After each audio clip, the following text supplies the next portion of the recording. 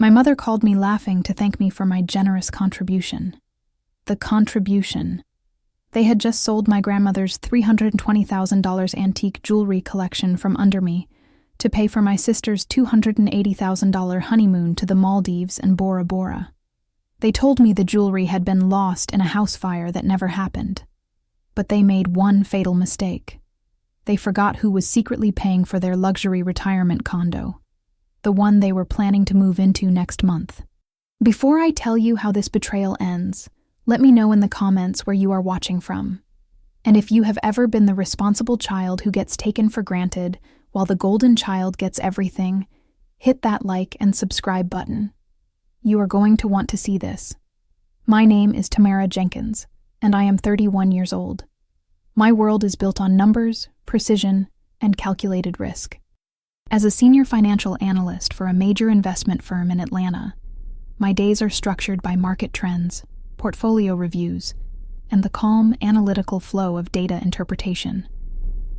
My townhouse in Virginia Highland was my refuge.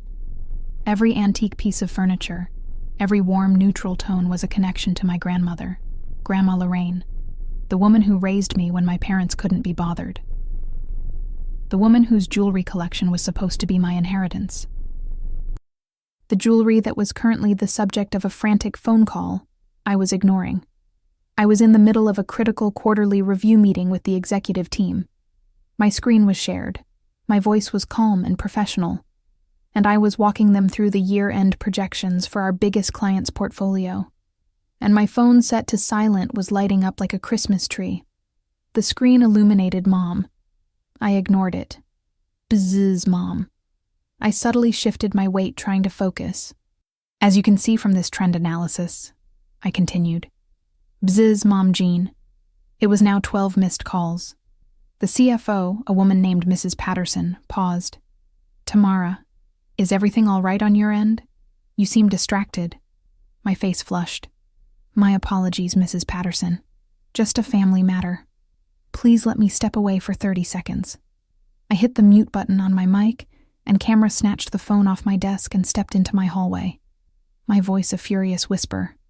Mom, I am in a major executive meeting. This better be an emergency. The sound that came back was not an emergency.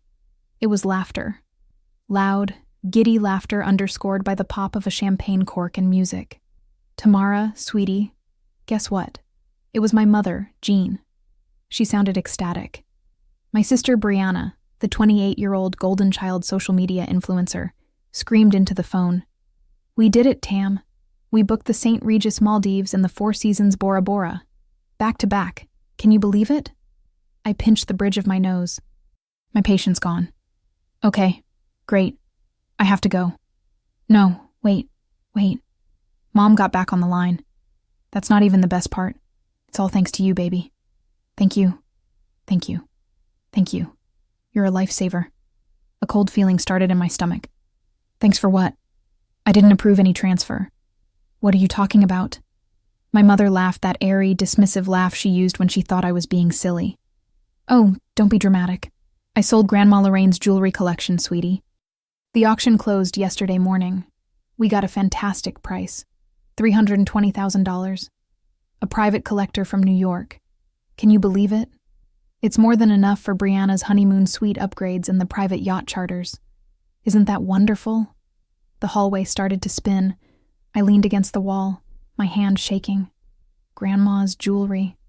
Mom, what are you talking about? That collection was left to me. Me. Grandma Lorraine's will specifically named me. You can't just sell it.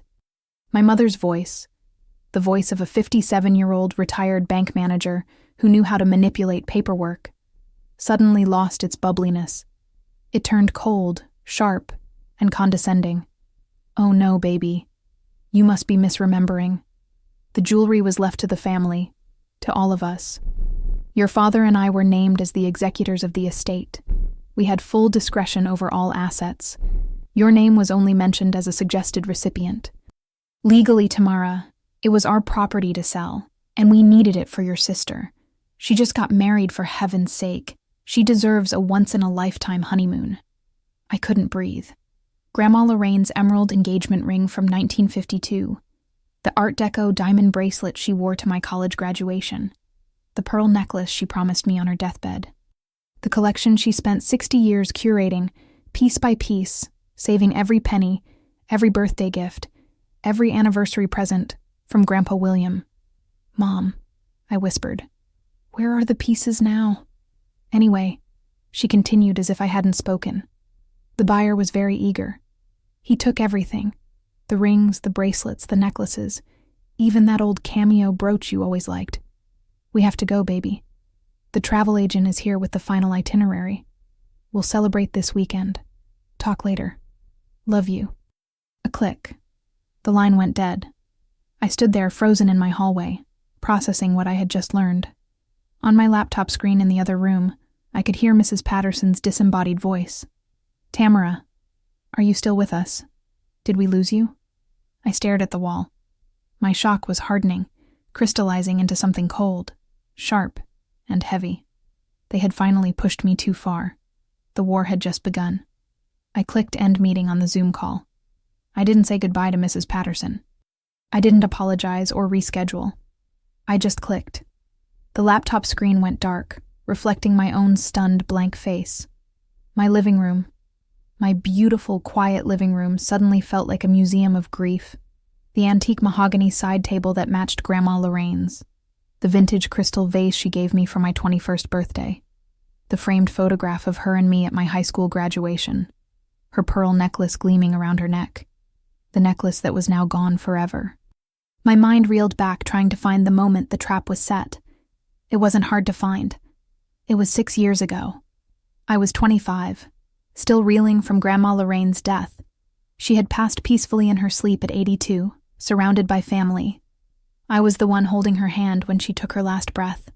I found the first document in my mental archives. It was the reading of the will at the attorney's office. Grandma Lorraine's voice, recorded before her death, playing through the speakers.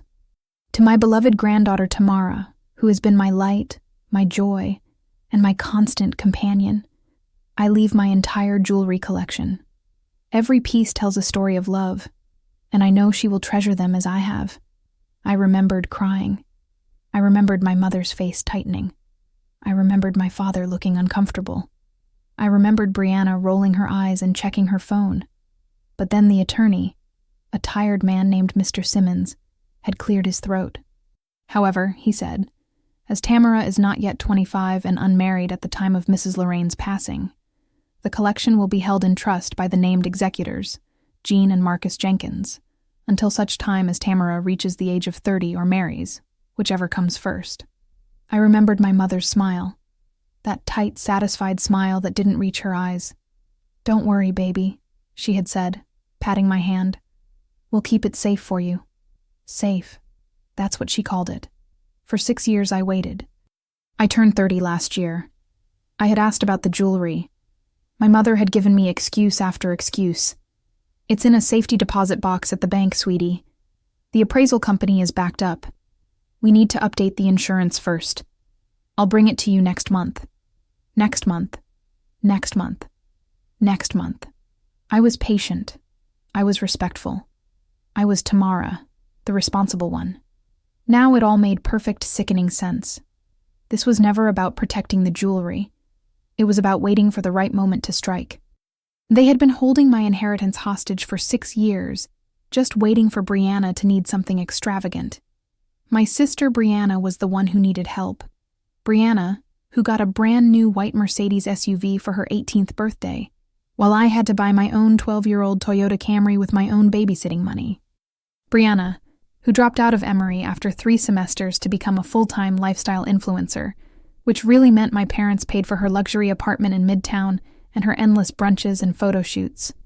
I remember screaming at my mother about it once years ago. Why does she get everything handed to her while I have to work for every single thing I have? My mother's face had hardened. She'd pulled that classic line, the one she'd used my entire life, the one that was designed to shut me up. Because Brianna is sensitive, Tamara. The world is hard on a beautiful, delicate girl like her. She needs our protection. You're different. You're strong. You can handle it. She was right about one thing. I am strong. But she had mistaken my strength for submission. She thought I was a workhorse she could just ride until I collapsed.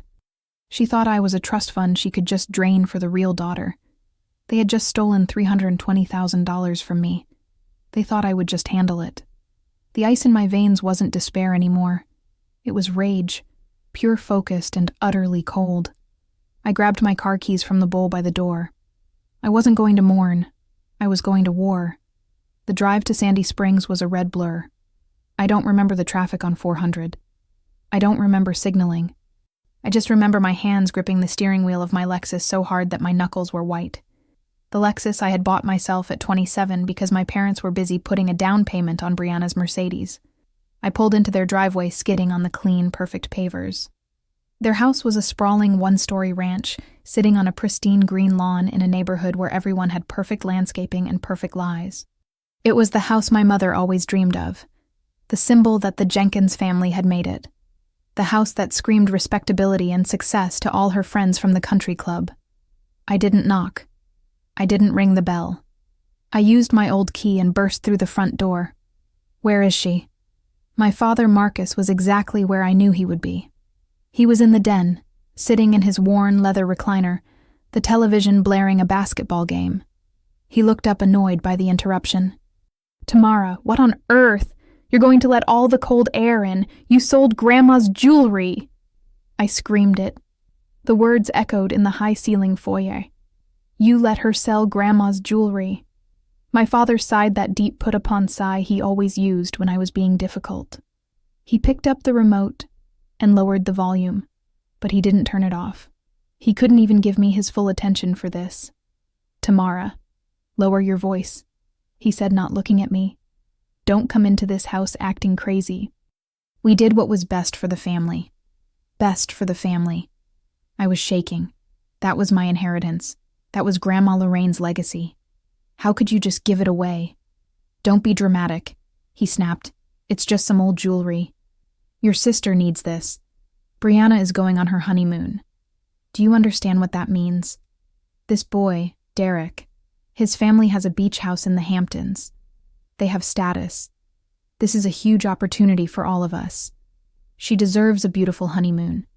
She deserves it. She deserves it at my expense. And what about me? What do I deserve, Dad? To have nothing of Grandma's. You'll be fine, he mumbled, waving his hand dismissively. You're smart. You make good money with that investment stuff. You'll buy your own jewelry. You always land on your feet. That was it. That was my prize for being the strong one. My punishment for being the responsible one. I am calling a lawyer, I said, my voice dropping, becoming as cold as the rage in my stomach. I am calling a lawyer, and I am suing you both. This is theft. You stole from me. A lawyer. The voice came from the hallway. My mother, Jean. She was in her designer loungewear, fresh from a facial, her skin glowing with expensive creams. She looked like she had just stepped out of a spa catalog. She slowly walked toward me, one hand holding a glass of white wine. A lawyer, she repeated, tasting the word. She actually laughed. It was a short, sharp, ugly sound. Is that what you said, Tamara? You're going to sue your father and me. The people who raised you. The people who put a roof over your head. You didn't raise me. I shot back. Grandma Lorraine raised me. You were too busy with Brianna's pageants and dance recitals to notice I existed. And you just sold everything she left me. She took a sip of her wine and looked at me with something between pity and contempt. Go ahead, baby. Call your little lawyer. Spend the money. He's going to look at the paperwork and tell you the exact same thing I'm telling you now. The will named your father and me as executors with full discretion over the estate assets. We had the legal authority to liquidate any asset we deemed necessary for the benefit of the family. But the will said it was for me. I insisted, my voice rising. Grandma recorded it. She said my name. She wanted me to have it. Oh, sweetie, she said, stepping closer to me. That's so naive. Her wishes were suggestions, recommendations. The legal authority rested with us. Any lawyer will tell you that executor discretion is nearly impossible to challenge. It would take years. It would cost you $50,000, $60,000 in legal fees. And at the end of it all, a judge would just say the jewelry is already sold. It's gone. You can't get it back. I just stood there speechless. The rage was gone. It had been replaced by a terrifying, cold understanding. This wasn't a crime of passion. It wasn't a desperate, impulsive decision. This was a strategy, a long-term, calculated plan. They had been holding my inheritance hostage for 6 years just for this slaughter. My mother looked at me, her eyes completely void of emotion. You've made your scene. Now go home. Brianna's honeymoon starts next week, and I need to help her pack. She's going to have the time of her life. You should be happy for her. She turned and walked away, the scent of her expensive perfume trailing behind her. The next morning, I was sitting in a sleek downtown law office. Across the desk sat Monica Davis. We had gone to Georgia State together. She was the only person I knew who was as obsessive about details as I was, which is why she went into estate law and I went into finance. I had already emailed her the scans of every document I had. The will, the trust documents, the executor appointment papers, even photographs of me wearing Grandma Lorraine's jewelry at various family events over the years. I sat there vibrating with a cold, clear rage, waiting for her to tell me how we were going to crush them. Monica did not look at me. She was staring at her second monitor, scrolling through the PDFs of the estate documents from 6 years ago.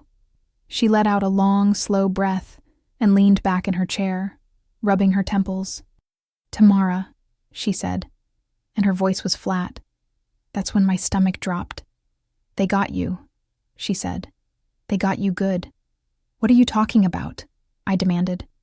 My voice was sharp. "I have the will recording. I have Grandma's voice saying my name, saying she wanted me to have the jewelry.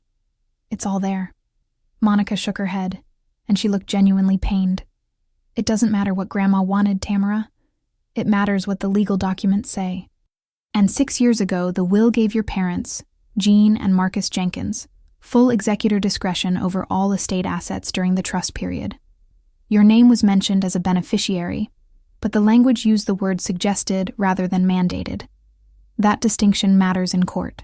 It matters a lot. But the jewelry, I insisted, my voice rising. She wanted me to have it. She told me on her deathbed. She held my hand and she told me. "I believe you," Monica said, cutting me off gently. "But a deathbed promise isn't legally binding unless it's in writing and properly witnessed. Oral promises, even from a dying grandmother, don't override written executor authority." She leaned forward. "Think about it. Your mother isn't just a random family member. She spent 30 years as a bank manager. She knows documents. She knows fine print. The moment she became executor, she had the legal power to do exactly what she did. So that's it. They just win. They steal $320,000 from me, and they just win, as if summoned by the universe." My phone buzzed on the glass desk. A new text message. The sender was Brianna. My heart lurched as I opened it. It was a photo. A selfie of my sister in a boutique dressing room, holding up a tiny, glittering bikini. The caption read, "Just picked up my honeymoon wardrobe. Thanks for the contribution, sis." Heart emoji. Champagne emoji. Palm tree emoji. I slid the phone across the desk to Monica. She read it and cursed under her breath. "They're not even pretending to be sorry," she said. "They're rubbing it in your face." I stood up. My body felt numb. I wasn't just betrayed. I wasn't just robbed. I was a fool.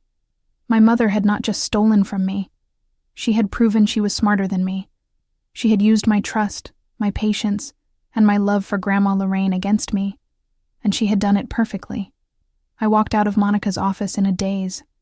I got into my car and just sat in the parking garage, Brianna's bikini selfie burning on my phone screen. I had lost $320,000. I had lost every piece of jewelry my grandmother had ever touched. I had lost her engagement ring, her anniversary bracelet, her mother's pearls. And just when I thought the humiliation couldn't possibly get any deeper, my phone lit up again. It was a new text message from Mom. "Hi, sweetie.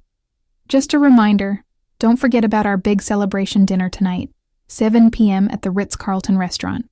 Brianna and Derek are so excited about the honeymoon. We have so much to celebrate. Don't be late. A celebration. They weren't just robbing me. They were inviting me to the party they were throwing with my inheritance. They wanted me to sit there and smile while they toasted to my destruction. I showed up at 7. The restaurant at the Ritz-Carlton was the kind of place that made you feel inadequate just by breathing the air. The ceilings were soaring, all crystal chandeliers and velvet drapes. Men in designer suits and women in cocktail dresses murmured over plates of food that cost more than my car payment. I was wearing the clothes I had worn to Monica's office, black slacks and a silk blouse. I felt like a ghost who had wandered into the wrong party. They were already at a large circular booth in the center of the room. My mother, Jean, was holding court wearing a new emerald green dress that probably cost $2,000. My father, Marcus, was in a suit I'd never seen, looking puffed up and important. And then there was the golden couple. My sister Brianna was practically glowing, her skin luminous, her 3-carat diamond ring catching the light from every angle. She was draped in a tiny, expensive-looking white dress. Beside her sat Derek Thompson, her 32-year-old husband. He was exactly what you'd expect. Tall, handsome, with a lazy, confident smile that never quite reached his eyes. He wore a navy blazer with no tie, the picture of casual old money arrogance. I slid into the booth, the leather sighing under me. "Sorry I'm late," I mumbled. "Oh, Tamara, there you are." Brianna squealed as if she hadn't just helped detonate my life. She leaned across the table and squeezed my hand, her rings digging into my skin. "I'm so glad you made it." "Oh, honey, you look exhausted. Is work just awful? I can't even imagine." Her voice was full of that fake syrupy concern she used. The implication was clear. "Thanks for funding my honeymoon with your dead grandmother's jewelry." Before I could answer, Derek, the husband, raised his glass of dark liquor to me. "Tamara, right? Good to finally properly meet." He didn't wait for a response. "Listen, I just wanted to say thanks for the contribution." He said the word contribution like he was talking about a tip I'd left. "I was just telling Brianna." He continued swirling his drink. "A honeymoon under $250 just isn't really an option, Not with the kind of experience we're looking for. It just wouldn't be memorable. So, it's really great to see your family, chipping in to make it happen." He smiled at me, a flash of white teeth. He was patting me on the head. He was a wealthy man from a wealthy family, and he was thanking me for giving up my grandmother's legacy so he could have the appropriate vacation. My skin was on fire. I looked to my father, hoping for even a flicker of defense. He was beaming. "Isn't it wonderful, Tamara?" He boomed, oblivious. "Our little Brianna married into such a good family, and now they're going to the Maldives and Bora Bora. What a blessing." My mother just smiled, a queen surveying her kingdom. She had won. She had funded the extravagance. She had bought the social media content and the bragging rights, using my inheritance as the currency. The waiter arrived. "Can I get you a drink, miss?" "A whiskey," I said, my voice tight. "The most expensive one you have. Neat. And keep them coming." For the next hour, I sat there and drank. I drank as they discussed overwater bungalows that cost $5,000 a night. I drank as Brianna debated whether to do the underwater restaurant or the private chef experience. I drank as my mother told a long, flattering story about Derek's family's vacation home in Nantucket. Every laugh, every toast was a shovel of dirt on the grave of my grandmother's memory, and I was being forced to sit and watch the burial. I finished my 3rd glass of whiskey. The rage and the alcohol were making my head swim. I couldn't sit there anymore. I couldn't watch them celebrate my execution. I stood up abruptly. The table went quiet. "Tamara, are you all right?" my mother asked, her brow furrowed in annoyance. I looked at her, my vision narrowing. I had one last card to play, one last desperate appeal to the woman who was supposedly my mother. "I need to talk to you," I said, my voice low and dangerous. I nodded toward the back of the restaurant. "Now, in the ladies' room." My mother followed me into the ladies' room. It was all marble and gold fixtures with soft classical music piping in from hidden speakers. It was as cold and impersonal as a vault.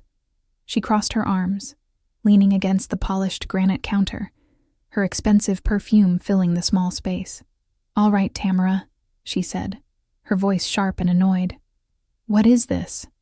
You are making a scene out here. Derek is going to think our family is dysfunctional." "Dysfunctional?" I laughed, but the sound was watery. "Mom, he thinks I donated my grandmother's entire jewelry collection to his honeymoon fund. How is that not dysfunctional?" I turned to face her. The whiskey had made me bold, but the desperation was real. This was my last chance. I had to try. "Mom, please," I begged, and I hated the sound of my own voice. "Please stop this. Call the auction house. Call the buyer. You worked at the bank for 30 years. You have connections. You can trace the sale. You can undo this. Say there was a mistake in the documentation." I stepped closer to her. That was everything Grandma Lorraine left me. That was 60 years of her life. Her engagement ring from Grandpa William. The pearls she wore to my mother's funeral. The bracelet she bought herself when she finally paid off her house. I will have nothing of hers. I will have no connection to her. Please, Mom, don't do this to me. My mother just stared at me. Her face didn't soften. She didn't look sad or guilty or conflicted. She just looked bored, like I was a whining child asking for a toy she had already said no to. She turned to the large gold-framed mirror and pulled a tube of expensive coral lipstick from her clutch. She began to carefully reapply it, watching her own reflection instead of mine. "Don't be so selfish, Tamara," she said calmly, her eyes on her own lips. My jaw dropped. "Selfish? I'm being selfish? You stole $320,000 from me." "I liquidated a family asset," she corrected, snapping the lipstick tube shut. She finally turned to look at me, her eyes as hard and cold as the marble counter. "You are 31 years old, Tamara, and you're still single. Still alone. No husband, no children, no one to share your life with. You don't need jewelry. What would you even do with it? Let it sit in a safe. Your sister, on the other hand, is starting a life, a marriage, a dynasty." She took a step toward me. "The Thompson family has a beach house in the Hamptons, Tamara. They have connections we have only dreamed of. This honeymoon isn't just a vacation. It's a statement. It's about Brianna and Derek starting their marriage as equals in his world. It's about the Jenkins name finally being associated with real wealth." "But what about Grandma's name?" I whispered. "What about her legacy?" She reached out and actually fixed the collar on my blouse, a gesture that was so maternal it made my skin crawl. "Your grandmother was a retired school teacher who lived in a small house in Decatur," she said. "Her legacy was those jewelry pieces, and now those pieces have been converted into something more valuable. An experience. A memory. Content for Brianna's followers to see. That's modern legacy, Tamara. That's influence." She gave my collar a final dismissive pat. "You need to get with the times, baby. Sentiment is for poor people." She pushed past me, the scent of her perfume trailing behind her, and walked out of the bathroom. She left me standing there alone, staring at my own reflection in the mirror. She was right. I was 31, and I was a fool. I had spent my entire life trying to win the love of a woman who saw me as nothing more than a resource to be drained, a sacrifice to be made. I looked at my face in the mirror. The pleading girl was gone. The desperate daughter was gone. There was nothing left in my eyes at all. Just a cold, empty, echoing silence. I smoothed my blouse, turned, and walked back to the table. I sat down, picked up my whiskey glass, and smiled at my sister, who was busy showing Derek pictures of overwater bungalows on her phone. They didn't even notice I'd been gone. It was a few days after that humiliating dinner. I was sitting in my townhouse, but I couldn't focus on anything. The photograph of Grandma Lorraine seemed to stare at me from the mantel, accusatory. I had failed her. I had let them take everything she worked for. On my phone, I had Zillow open. I was mindlessly scrolling, not looking for anything, just trying to distract myself from the void. My grandmother's jewelry was gone. The pieces were scattered, probably broken up, The stones removed, the gold melted down. I would never see them again. Tears of pure hot frustration started to blur the screen. And then my phone rang. The screen lit up Mom and Brianna. A joint FaceTime call. My stomach clenched. I let it ring twice, but I knew they would just keep calling. I wiped my eyes and hit the green button. Their faces exploded onto my screen, beaming, flushed with excitement. They were at the airport, sitting in a first-class lounge surrounded by champagne and designer luggage. Tamara. Oh my God. Look. Brianna squealed, holding up her passport and a stack of boarding passes. We're about to board. First class to Mail, then seaplane to the resort. Isn't this amazing?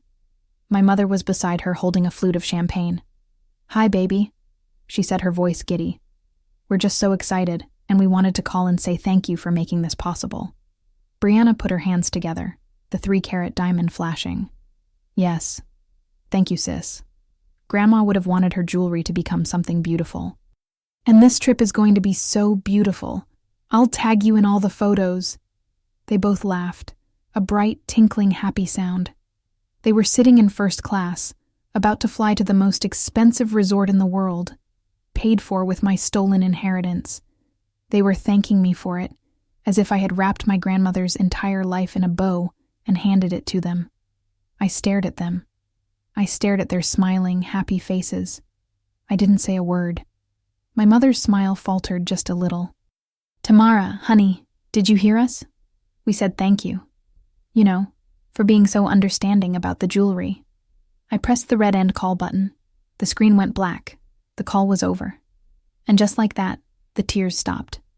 It was like a switch had been flipped.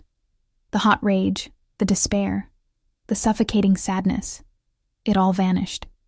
In its place, something cold, heavy, and wonderfully solid settled into my chest. It was ice. I sat in the silence of my living room for 1 full minute. Then I opened my laptop. I logged into my banking app with my Face ID. My checking account balance was healthy. I tapped on bill pay. Then I tapped on scheduled payments. My upcoming payments were listed. My car payment, my utilities, and then there it was. The big one scheduled to be paid in 3 days. The payment I had set up 5 years ago. The one I never missed. The one I never ever spoke about. Recipient: First National Bank. Amount: $6,200 memo. Mortgage account: 774289. Property: 188 Seaside Terrace, Unit 4A, Hilton Head Island. The beautiful luxury retirement condo in Hilton Head. The condo my mother had been bragging about for 3 years. The condo my father was going to golf from every day. The condo they were supposed to move into in 30 days when they sold the Sandy Springs house. The condo I had been secretly paying the mortgage on for 5 years. I looked at the payment. I looked at the photograph of Grandma Lorraine on my mantle. They had taken her legacy. So I took my finger and I pressed the button on the screen. Cancel this payment. A pop-up appeared. Are you sure you want to cancel this payment and all future scheduled payments to this recipient? My hand did not shake. I pressed confirm. I closed the laptop and sat back on my couch. I needed to think. I needed to plan. The revenge I was about to execute had to be perfect. But first, I needed to understand how I got here. How I became the secret financial foundation of my parents' dream retirement. I pulled up my secure cloud drive, a place where I kept my tax documents, my old contracts, and one folder I hadn't opened in years. The folder was labeled Family. I clicked on it. Inside was a series of scanned PDFs and saved email threads, all dated 5 years ago. I was 26. I had just been promoted to senior analyst and had been at my firm for 4 years. I was making good money, saving aggressively, building my portfolio. I was proud. That's when the first call came. It was my mother, Jean, sounding strained. They had found the perfect retirement property, she said. A luxury 2-bedroom condo in Hilton Head with ocean views and access to a private golf course. It was everything they had ever wanted. But there was a problem: the financing. I found the first document. It was a scanned loan application from First National Bank. The highlighted sections showed the problem clearly. My parents had too much debt. The Sandy Springs house still had a significant mortgage. They had credit cards. They had car payments. Their debt-to-income ratio was too high. The bank was going to reject them. Then I opened the email. It was from my mother's personal account sent to my work email late at night. The subject line was just, "Help. Tamara, my girl, I don't know what to do. The bank is going to turn us down. Your father and I have worked our whole lives for this. We deserve to retire in comfort. We deserve to live somewhere beautiful after everything we've sacrificed." I remembered the feeling of cold dread as I read it. "You're the only one." The email continued. "You're the smart one. You're the one with the good job and the good credit. I know you're doing well, but you're our only hope. If you could just help us with the down payment and the first few years of mortgage payments, just until we sell the Sandy Springs house, I promise we will pay back every single cent. Please, Tamara, don't let your father's dream die. Save the family. Save the family." That was always my job. I was the strong one, the responsible one. I didn't even think. I took $85,000 from my savings, the money I had been saving for my own home, and I wired it to the condo's escrow account as the down payment. I co-signed the loan. I set up automatic payments. I, a 26-year-old woman, took on a $750,000 mortgage for a property I would never live in. I found the next email in the folder. It was from the loan officer at First National Bank, sent to me, my mother, and my father. "Congratulations on your new property at 188 Seaside Terrace." My 26-year-old self had thought she was a hero. My 31-year-old self, sitting in my townhouse, finally realized she had been a fool. I hadn't saved them. I had just become their secret, silent piggy bank. I looked at the screen at that email chain from 5 years ago at the loan documents. It wasn't just a down payment. It was an ongoing commitment. The loan was structured with me as the primary borrower and my parents as co-borrowers. But the payment account was mine. The automatic withdrawal came from my bank account. Every month, $6,200. Without fail. For 60 consecutive months. I did the math right there on my couch. 5 years, times 12 months, times $6,200. Plus the $85,000 down payment. I had secretly paid $457,000 to buy my parents their dream retirement home. And the sickest part, the truly twisted part, they forgot. I am certain that at first they were grateful. My father thanked me at Christmas dinner that first year. My mother sent me flowers. They said they would take over the payments as soon as the Sandy Springs house sold. But the Sandy Springs house didn't sell. The market was slow, they said. They needed to do renovations first. Then they needed to wait for spring. Then they needed to wait for the right buyer. 5 years passed. The story changed in their heads. They conveniently told themselves that the Hilton Head condo was simply their property, that they had figured out the financing themselves, that the bank had just approved them after all. My $6,200 payment became invisible. It became background noise. It was just a thing Tamara does. She's the strong one. She can handle it. That payment, my secret sacrifice, had become the invisible foundation of their entire comfortable retirement. It paid for the ocean view. It paid for the golf course access. It paid for the bragging rights at the country club. They forgot that I was their bank. They forgot that I was the only reason they had a retirement home at all.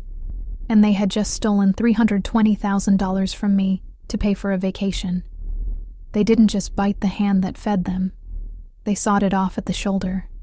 They thought they had stolen my grandmother's legacy. They had no idea they had just personally detonated their own retirement. I closed the laptop. The quiet click of the lid felt as final as a judge's gavel. The 60-month rescue mission was officially over. The first of the month was in 3 days. The bomb was set. All I had to do now was wait. 10 days passed. The first of the month came and went. Brianna was in the Maldives, posting photos of infinity pools and underwater restaurants. My mother was commenting heart emojis on every single one. I was sitting in my townhouse drinking coffee, watching my phone, waiting. On the 10th day, it came. My phone rang. I looked at the screen. Mom.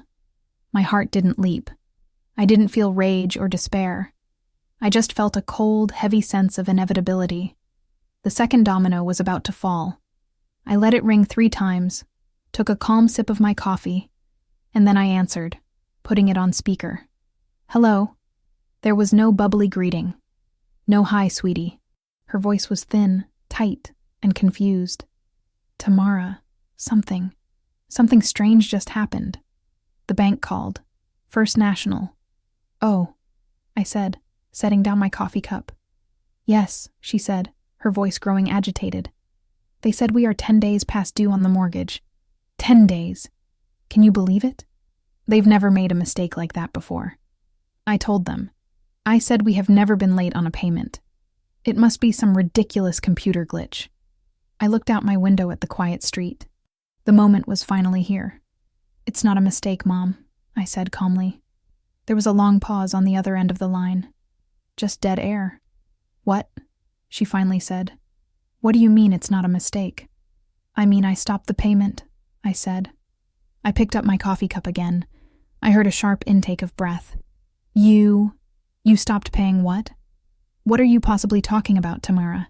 You don't pay our mortgage. We do." The ignorance was so deep, so profound. It was almost impressive. She had completely erased my 5-year sacrifice from her memory. "No, Mom," I said, and my voice was as clear and sharp as glass. "You don't." "I do. The mortgage on your Hilton Head condo, 188 Seaside Terrace, the payment of $6,200, the payment that I have personally made every single month on the 1st for the last 5 years, the down payment of $85,000 that I personally wired to the escrow account, the loan that I personally co-signed with my name and my credit." The silence on the other end was deafening. I could hear her faint, shallow breathing. "The payment," I continued, "that adds up to $457,000. The payment that bought you your ocean view and your golf course access. That payment." I stopped it. "Tamara," she whispered. Her voice was no longer confused. It was trembling. "I had to," I said, my tone bright and helpful. "I just couldn't afford it anymore. I'm dealing with some unexpected losses. You know, since you sold my grandmother's entire jewelry collection to pay for Brianna's vacation, I guess you could say I needed to liquidate a family asset." She didn't speak. She couldn't. "I have to go, Mom," I said. "I have some work to catch up on. Goodbye." I hit the red end call button. I left her in the echoing silence of the financial ruin she had just discovered. I looked at my coffee cup. The first domino had just hit the second, and I knew the rest of them were about to come crashing down. The moment I hung up, my phone exploded. It wasn't one call. It was a storm. First Mom. I silenced it immediately. Dad.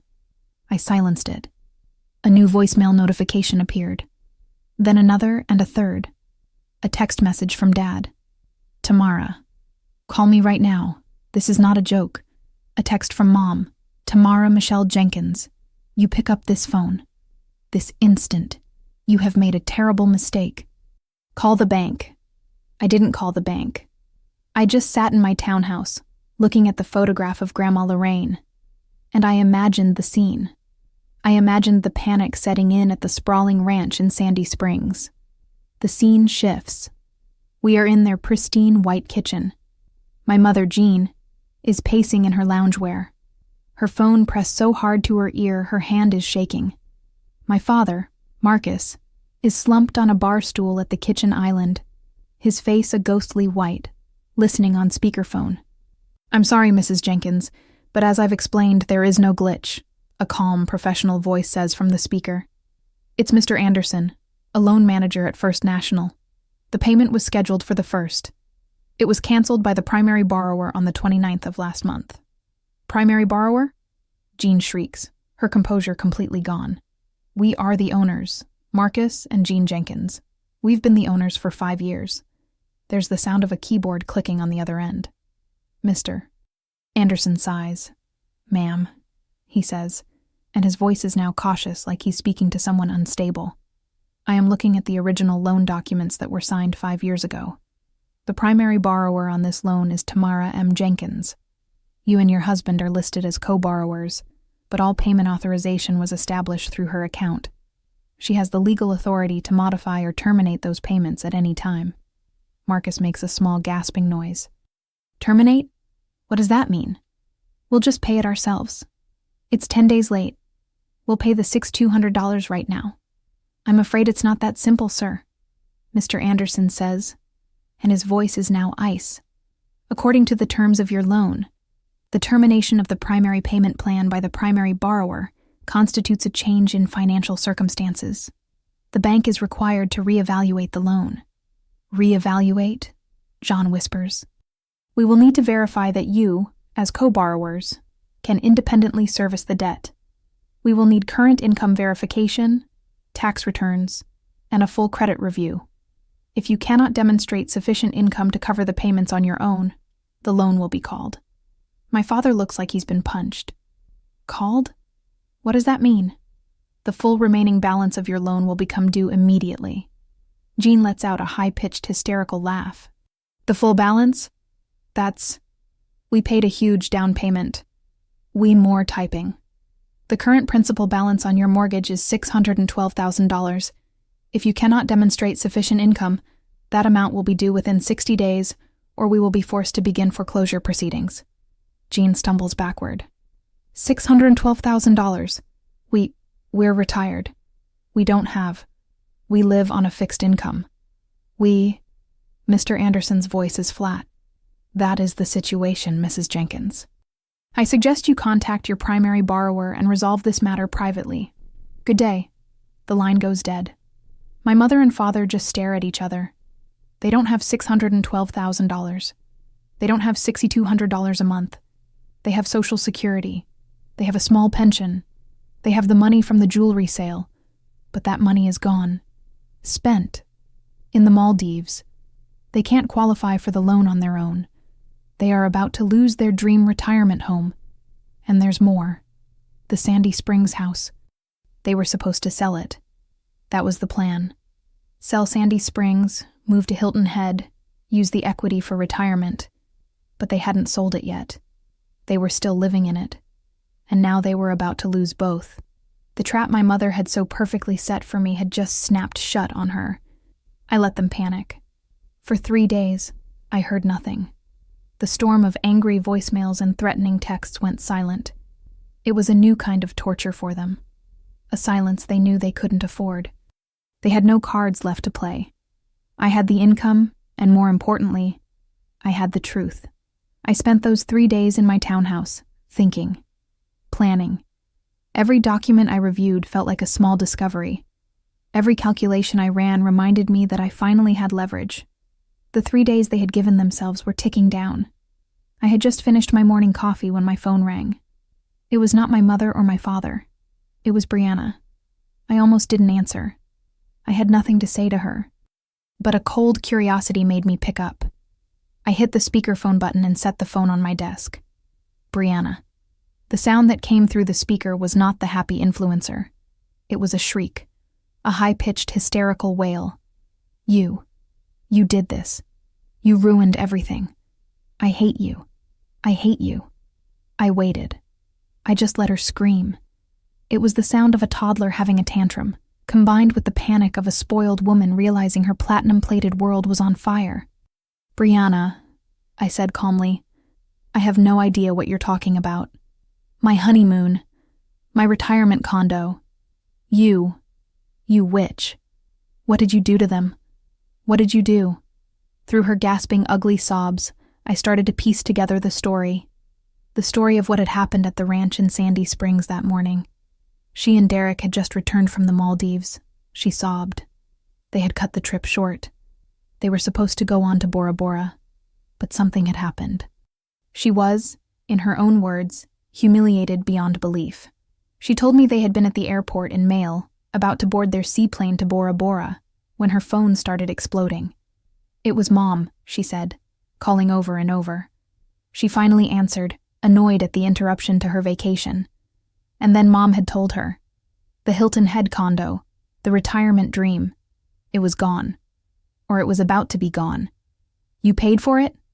Brianna had screamed at my mother through the phone. Tamara paid for the condo? For 5 years? And you never told me? And now, because of you, Brianna shrieked into my phone. Because you stopped paying, we have to come home early. We have to cancel Bora Bora. We have to try to save their house. Do you understand what you've done? I remained calm. I understand perfectly, I said. You're a monster, she hissed. You're jealous. You've always been jealous of me. You couldn't stand that I was happy, that I was married, that I was living my best life. So you just had to destroy everything. I looked out the window. Your best life, I said quietly, was paid for with my grandmother's jewelry. The jewelry that was supposed to be mine. The jewelry she spent 60 years collecting. The jewelry she wanted me to have. Brianna sputtered. It's not the same thing. That was just old jewelry. This was my once-in-a-lifetime honeymoon. Just old jewelry, I repeated. That old jewelry was your grandmother's engagement ring. Her pearls. Her memories. But you're right, Brianna. It's not the same thing. Because the jewelry is gone forever. And your honeymoon was just a vacation. She let out another wail. You're going to fix this, she screamed. You're going to call the bank. You're going to start paying again. You're going to save their condo. No, I said. I'm not. Yes, you are. You have to. They're going to lose everything. Good, I said. And I meant it. The phone call ended. She had hung up. I sat in my townhouse in the quiet of my office. I thought about what she said. How my mother had finally confessed. How she had admitted I had been paying for their retirement. How she had told Brianna the truth, but not to save me, not to apologize, only because the entire world had come crashing down and there was no one left to lie to. They were ruined. They had lost the Hilton Head condo. They were about to lose the Sandy Springs house if they couldn't find a buyer fast enough. And they had lost Brianna's extended honeymoon. The golden couple had to fly home early. The content was ruined. The influencer's perfect honeymoon had been cut short. I put my phone down and looked at the photograph of Grandma Lorraine. For the first time in weeks, I felt something other than cold rage. I felt satisfied. But the storm I had started was just beginning. It was about to make landfall. The buzzing sound was so harsh it made me jump. It wasn't my phone. It was the doorbell of my townhouse. I wasn't expecting anyone.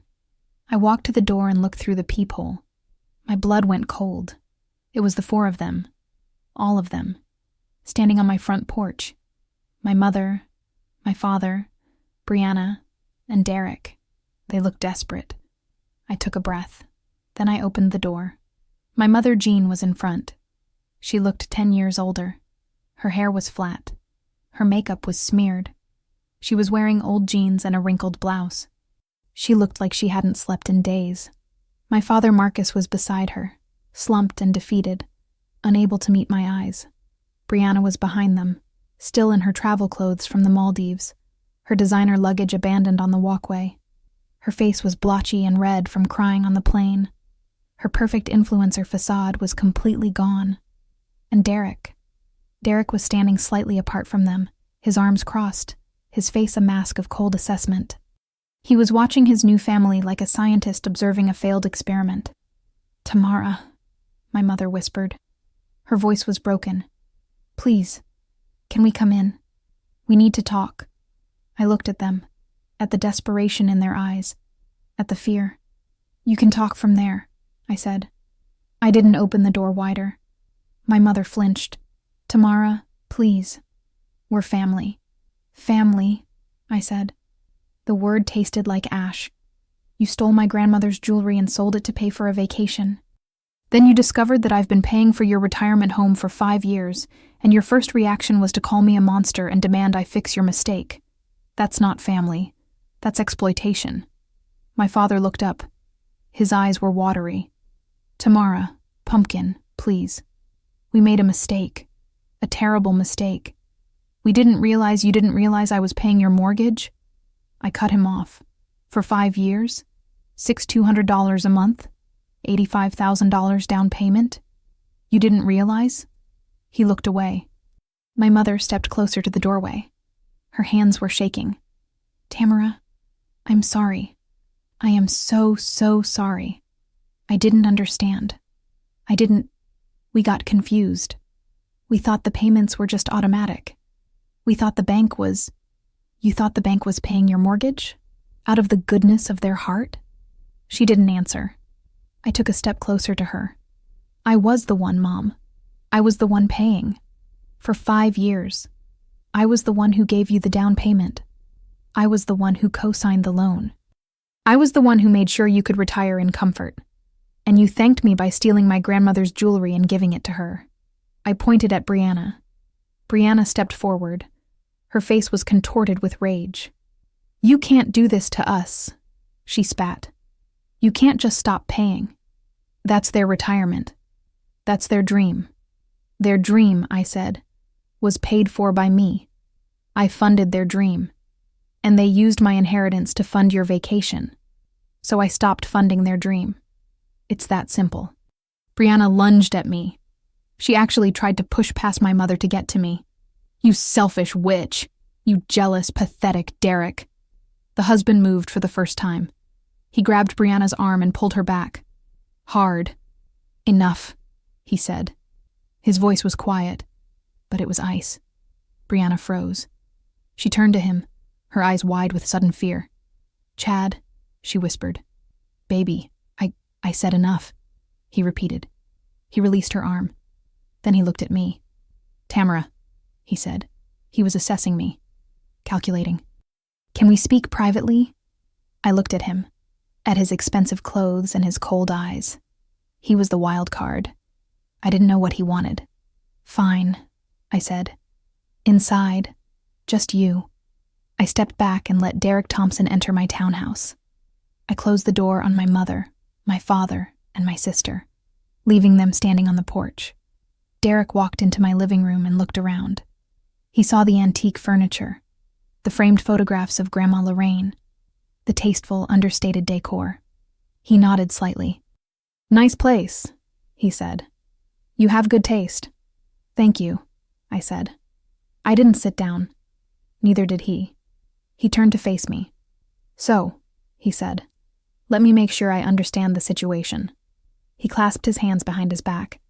5 years ago, you provided an $85,000 down payment for a luxury condo in Hilton Head. You co-signed the mortgage. You have been making the $6,200 monthly payments ever since. That's approximately $450,000 in total. Is that accurate? $457,000, I said. Yes. He nodded. And 2 weeks ago, your parents sold a jewelry collection that was left to you by your grandmother. A collection worth $320,000. They used that money to pay for a honeymoon for your sister. My wife. Yes, I said. He took a breath. And now, because you have stopped the mortgage payments, the bank is reevaluating the loan. And your parents cannot qualify on their own income, so they will likely lose the Hilton Head property. Yes, I said. He looked at me for a long moment. Then he said something I didn't expect. I don't blame you. I blinked. He continued. What they did to you was theft. I don't care what the legal documents say. They exploited executor authority to steal your inheritance, and they did it to fund a vacation for Brianna. A vacation that, frankly, she did not need. I didn't respond. I just watched him. I was not aware of the details of the jewelry sale, he said.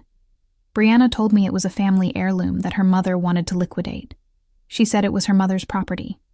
She didn't tell me it was your grandmother's collection. She didn't tell me it was supposed to go to you. He shook his head. That was wrong. I should have asked more questions. I didn't. That's on me. He met my eyes. But here's the thing, Tamara. I didn't know about the Hilton Head situation either. I didn't know you were paying their mortgage. I didn't know you funded their retirement. They presented themselves to me and my family as comfortable, stable, established. He let out a short, humorless laugh. They lied. They lied to everyone. They're not comfortable. They're not stable. They're broke. They've been living on your money for years, and now that the money's gone, the whole facade is collapsing. He stepped closer to me. I don't like being lied to, he said quietly. I don't like being associated with fraud. And I don't like that my wife's family has put me in a position where I have to explain this to my family. I looked at him. What are you saying? I'm saying, he said, that I understand why you did what you did. And I'm saying that I need to think very carefully about what this marriage actually means. He turned and walked toward the door. Then he stopped. For what it's worth, he said, not looking at me. I'm sorry about your grandmother's jewelry. That was wrong. He opened the door and walked out. I stood in my living room and listened to the sounds of chaos on my front porch. I could hear my mother crying. I could hear Brianna screaming at Derek. I could hear my father pleading. Then I heard Derek's voice, cold and final. We're leaving. Now. We'll discuss this at home. Car doors slammed. Engines started. And then they were gone. I closed my door. I locked it. And I stood in the silence of my townhouse, processing what had just happened. Derek Thompson was not an ally, but he was not an enemy either. He was a variable, an unknown, and he was asking questions about his marriage. The first crack had appeared in the golden couple's facade. I smiled. It was a cold, thin smile. The dominoes were still falling. 2 days later, I was sitting in Monica Davis's law office again. This time I was not desperate. I was not defeated. I was holding all the cards. Monica was staring at her screen, scrolling through a series of documents I had sent her that morning. She looked up at me with something like awe. Tamara, she said, you're not just winning. You're destroying them. I know, I said. Tell me the update. She took a breath. Okay. So, the bank did exactly what you predicted. They reevaluated your parents as co-borrowers. They requested income verification, tax returns, credit reports. And your parents could not qualify. She shook her head. Their combined Social Security and pension income is about $4,000 a month. The mortgage payment alone is $6,200. They are literally underwater. They cannot service the debt. So what happens now? The bank has sent them a notice, Monica said. They have 60 days to either bring the loan current, which they can't do, or find a way to demonstrate sufficient income, which they also can't do. If they fail, the bank will call the full balance. $612,000 due immediately, and if they can't pay it, which they obviously can't, the bank will begin foreclosure proceedings on the Hilton Head condo. I nodded. And the Sandy Springs house? Monica smiled grimly. That's the beautiful part. Your parents were planning to use the equity from the Sandy Springs house to fund their retirement. That was always the plan. Sell Sandy Springs, move to Hilton Head, live comfortably. But they haven't sold Sandy Springs yet. No, she said. And now they're in a bind. If they sell Sandy Springs now, the proceeds will go straight to the Hilton Head mortgage. But even then, they probably won't have enough to cover the full balance. And they'll have nowhere to live. What about the jewelry money? I asked. The $320,000. Gone, Monica said flatly. I did some digging. The Maldives resort alone was $85,000. The Four Seasons Bora Bora booking was another $65,000. First-class flights, $40,000. The rest went to designer luggage, excursions, and honeymoon wardrobe. She made air quotes. They burned through every cent in 2 weeks. I sat back in my chair. They spent my grandmother's entire jewelry collection, she said quietly, on a vacation. Yes, Monica said. And now they have nothing. No jewelry, no money, no retirement condo, and very soon, no home. She looked at me. So what do you want to do? I thought about it. I thought about my grandmother's emerald ring, about her pearls, about the bracelet she bought herself when she paid off her house. I thought about my mother's voice in the bathroom. Sentiment is for poor people. I want the condo, I said. Monica raised her eyebrows. The Hilton Head condo, I said. I'm the primary borrower on the loan. I have the income to service the debt. I can assume full ownership. She nodded slowly. That's possible. If your parents voluntarily transfer their co-borrower status, you can take full control of the property. The bank would probably be thrilled. They'd have a stable, high-income primary borrower instead of 2 deadbeat retirees. But that's not all, I said. I want my money back. The $320,000. Monica winced. Tamara, we talked about this. The jewelry is gone. It's been sold to a private collector. We can't trace it. We can't recover it. I know, I said, but I don't need to recover the jewelry. I need to recover the value. How? I smiled. By making them give it to me. Monica looked confused. Here's the situation, I said. My parents are about to lose their retirement condo. Their only asset is the Sandy Springs house. That house is worth, what, $800,000? Maybe $850,000? About that, Monica said. So they're going to have to sell it. Fast. Before the bank forecloses on Hilton Head. They're going to have to take whatever they can get, pay off the Hilton Head balance, and walk away with whatever's left. Monica nodded. That's likely their only option. So here's what we do, I said. I don't assume the Hilton Head loan. I terminate it. I remove myself as primary borrower. I let the bank foreclose. Monica's eyes went wide. You're going to let the condo go into foreclosure? That will destroy their credit. It will follow them for years. Exactly, I said. And then I buy the condo myself. At the foreclosure auction. At a discount. Monica stared at me. You're going to buy your parents' dream retirement home out from under them. At a foreclosure sale. Yes, I said. And then I'm going to rent it back to them. At market rate.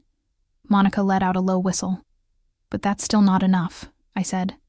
I want the $320,000. Monica shook her head. Tamara, how are you going to get that? They don't have it. Yes, they do, I said. They have the Sandy Springs house. And they're going to need somewhere to live after I buy the Hilton Head condo and refuse to let them live there. Monica's face changed. She was starting to see it. Here's the deal I'm going to offer them, I said. I won't let the bank foreclose on Hilton Head. I'll take over the mortgage payments. I'll assume full ownership. And I won't buy the condo at auction and rent it back to them at market rate. I'll let them live there in the retirement they planned. But in exchange, I said, they sign over the Sandy Springs house to me. Immediately. Free and clear. And they pay me $320,000 from the sale proceeds for the jewelry they stole. Monica did the math. The Sandy Springs house is worth $800,000, minus the remaining mortgage. That's maybe $500,000 in equity. You want $320,000 of that? Yes, I said. And I keep the house. Or I sell it. Either way, I get my money back. Monica was quiet for a long moment. Tamara, she said finally. That's not a deal. That's an ultimatum. I know, I said. And they're going to take it. Because the alternative is losing everything. Monica leaned back in her chair. She looked at me with a mixture of professional admiration and something like fear. You're not just getting revenge, she said. You're taking over. You're going to own their house, their condo, their future. I nodded. They stole my grandmother's legacy, I said. So I'm going to take theirs. Monica shook her head slowly. Remind me never to cross you. I smiled thinly.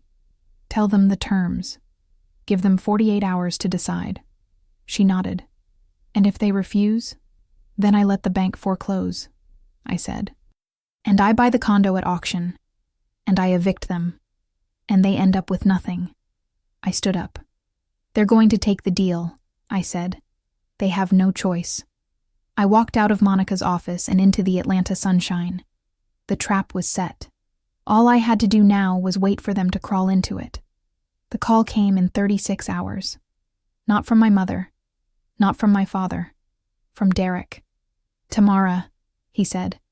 His voice was careful, measured. We need to meet. I raised an eyebrow, even though he couldn't see me. We?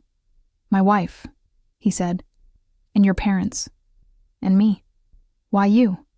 Because I'm the one who's going to make this work. I was intrigued. All right, I said. Where? Neutral territory, he said.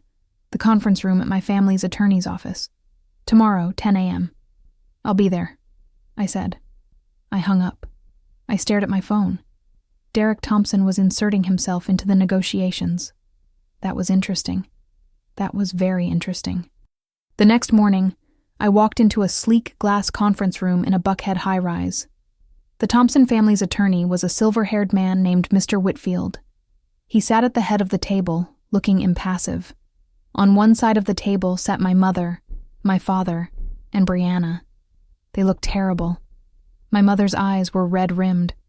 My father looked like he'd lost 10 pounds. Brianna was in all black, as if in mourning. On the other side of the table sat Derek, alone, calm, watching. I took a seat next to Derek. That was deliberate. A signal. My mother flinched. Mr. Whitfield cleared his throat. "Ms. Jenkins," he said, looking at me. "Thank you for coming. I understand you've made a proposal to your parents regarding certain properties. I've been asked to facilitate this discussion." I nodded. "That's correct." He looked at my parents. "And I understand you have concerns about the terms." My mother opened her mouth. "The terms are extortionate. She's trying to steal our house. She's trying to—" Mr. Whitfield held up a hand. "Mrs. Jenkins, please, let's keep this civil." I leaned forward. "Let me summarize the situation," I said. My voice was calm, flat, professional. 5 years ago, I provided $85,000 as a down payment on a retirement condo in Hilton Head for my parents. I co-signed the mortgage. I have been making the $6,200 monthly payments ever since. Total contribution, $457,000. I let that number hang in the air. 2 weeks ago, I continued, my parents sold a jewelry collection that was left to me by my grandmother. The collection was worth $320,000. They used that money to fund a honeymoon for my sister. Brianna glared at me. I didn't answer. As a result of these events, I said, I have terminated my mortgage payments on the Hilton Head condo. The bank is now re-evaluating the loan. My parents cannot qualify on their own income. They are facing foreclosure. I looked at my mother. "Those are the facts," I said. "Not emotions, not accusations. Facts." She didn't respond. She just stared at the table. "Here's my proposal," I said. "I will assume full ownership of the Hilton Head condo. I will take over all mortgage payments. The foreclosure will be stopped. In exchange, my parents will transfer full ownership of the Sandy Springs house to me. Immediately. Free and clear. And they will pay me $320,000 from their equity in that property as compensation for the stolen jewelry." My mother's head snapped up. $320,000? That's most of our equity. We'll have nothing left.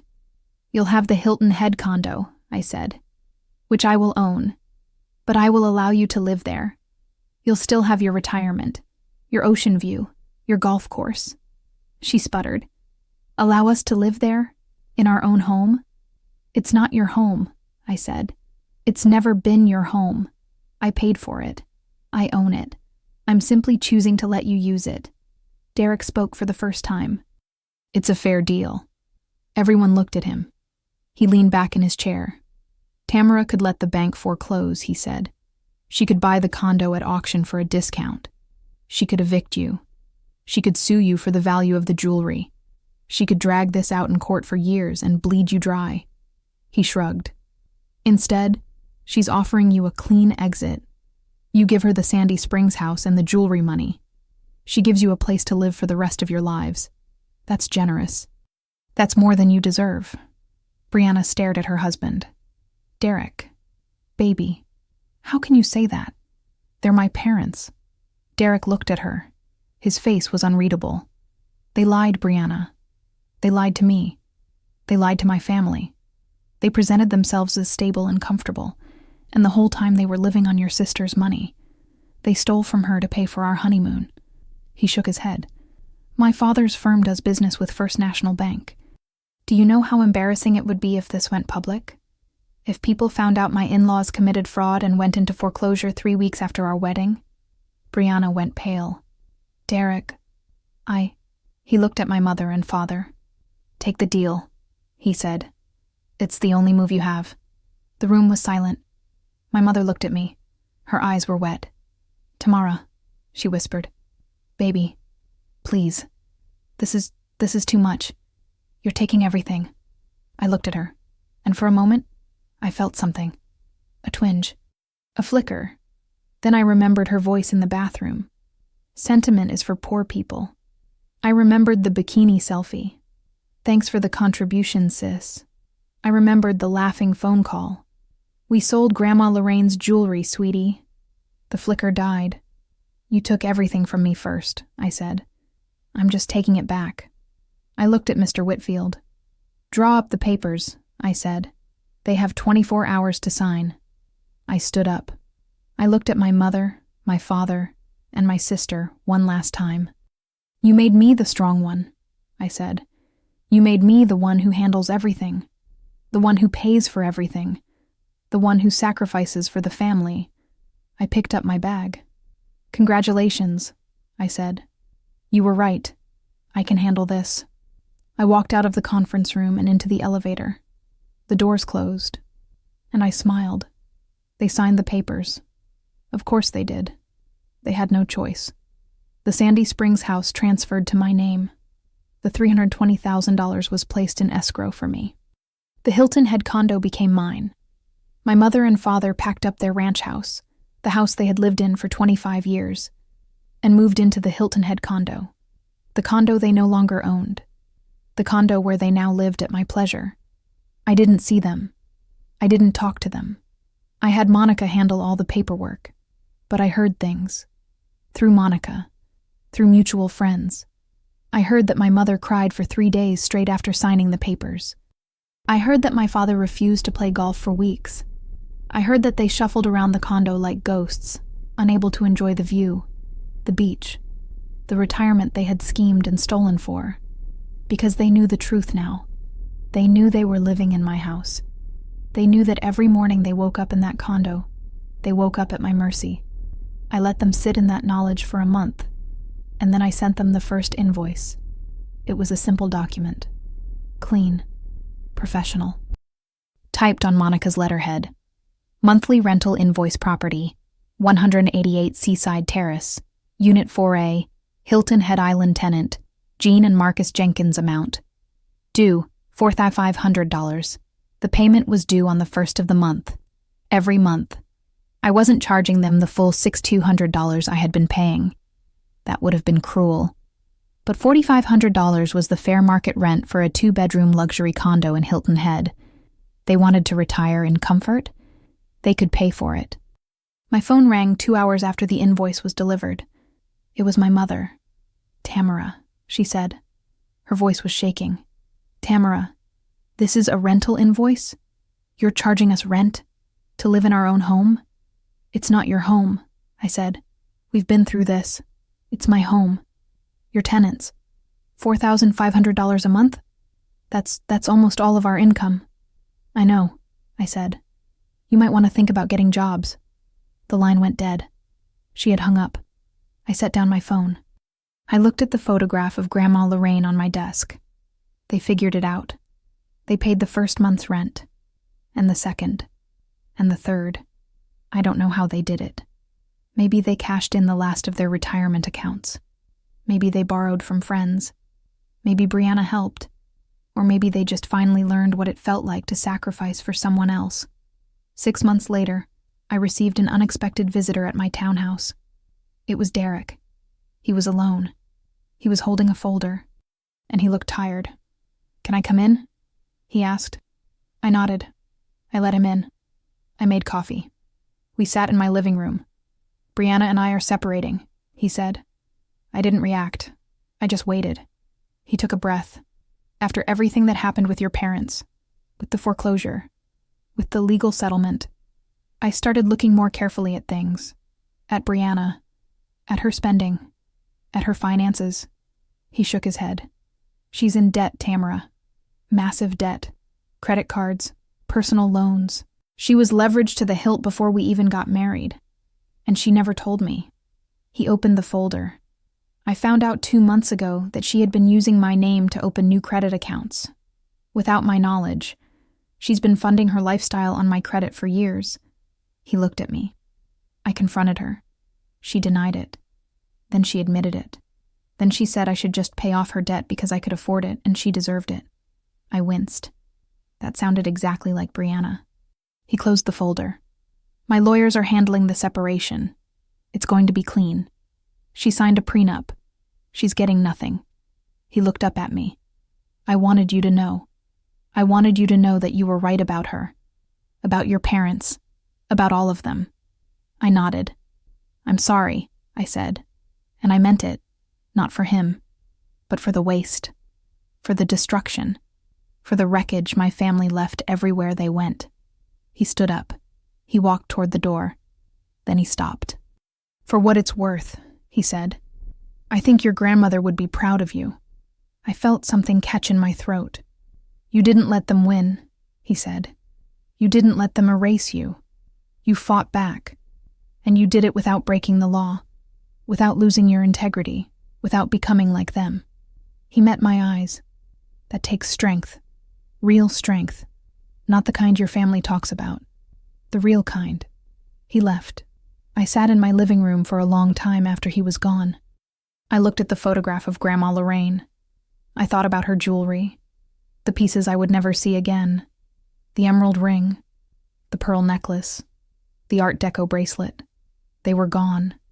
I couldn't get them back. But I had gotten something else. I had gotten justice. I had gotten my money back. Every cent of the $320,000. I had gotten the Sandy Springs house. I sold it 6 months later for $825,000.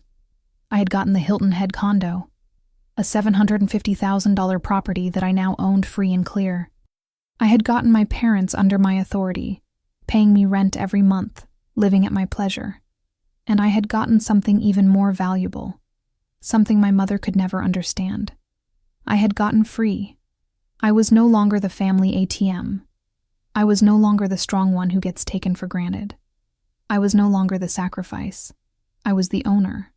I was the landlord. I was the one in control. A year after the settlement, I was sitting on the deck of the Hilton Head condo. My condo. I had come down for the weekend to check on the property, to make sure my tenants were maintaining it properly. The ocean was blue and endless. The sun was warm. The sound of waves was peaceful.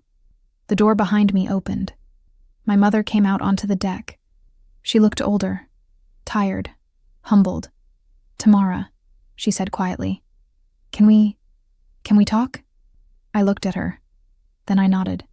She sat down across from me. She was quiet for a long moment. I'm sorry, she said finally. Her voice was small, broken. I'm sorry for what I did. What we did. To you. To your grandmother's memory. I didn't respond. I just watched her. I was wrong, she said. I was so wrong.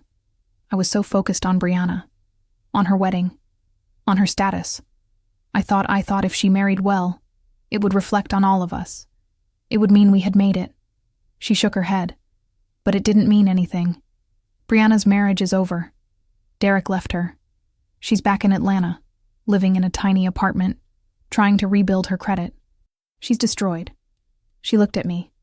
And we lost everything. Our house, our savings, our dignity.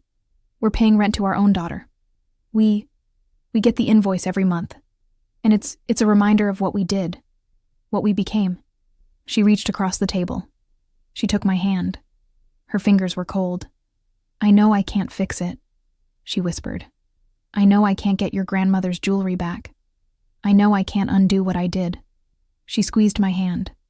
But I want you to know that I see you now. I see what you did for us for years. I see the sacrifice you made, and I'm sorry I never saw it before. I looked at my mother, at the woman who had called me selfish, who had told me sentiment was for poor people, who had stolen my inheritance and laughed about it. She was broken, truly broken, and I felt something. Not forgiveness. Not yet. Maybe not ever. But something. I squeezed her hand back. Once, briefly. Then I stood up. Rent is due on the 1st, I said. Don't be late. I walked off the deck and back into my condo. But at the door I stopped. I turned around. I'm having Grandma's favorite painting shipped to the condo, I said. The one with the magnolias. I want it hanging in the living room, where she would have wanted it. My mother nodded. Her eyes were wet. Okay, she whispered. Okay. I went inside. I closed the door. The painting arrived a week later. I came down to Hilton Head to hang it myself. It was a small oil painting. Nothing expensive, just magnolias in a glass vase. Grandma Lorraine had bought it at a flea market 30 years ago for $10. She said it reminded her of her childhood home in Georgia. I hung it above the fireplace in the living room, in the center of the wall, where everyone would see it. My mother was standing behind me, watching. "That's where it should be," she said quietly. I nodded. It wasn't the jewelry. It wasn't the emerald ring or the pearl necklace or the Art Deco bracelet. But it was Grandma's. It was hers. And now, it was in her place. The place she should have been able to retire in. The place I had paid for. It was a small thing, but it mattered. I left Hilton Head that afternoon and drove back to Atlanta. To my life, my job, my townhouse with the antique furniture that matched Grandma Lorraine's. I was 32 years old. I owned 3 properties. I had investments. I had a career. I had a future. And I had learned something. My family had spent my entire life telling me I was the strong one, the responsible one, the one who could handle anything. They thought that meant they could use me, exploit me, drain me. They were wrong. Being strong didn't mean being a doormat. It didn't mean sacrificing without recognition. It didn't mean letting people steal from you and saying thank you. Being strong meant knowing your worth, setting your boundaries, and enforcing consequences. My grandmother knew that. She spent 60 years building her collection piece by piece, saving every penny, never asking for anything from anyone. She was the strongest woman I ever knew, and she left that collection to me because she knew I was like her. My parents stole the jewelry. They sold it. They spent it on a vacation for the golden child. But they couldn't steal what Grandma Lorraine really left me. They couldn't steal her strength, her resilience, her example. They thought they were taking advantage of the responsible daughter. They didn't realize they were waking up a dragon. Here is the lesson we can learn from this story. Your true worth is never defined by those who exploit you. Tamara's family saw her as a resource to drain, never realizing she was the secret foundation holding them up.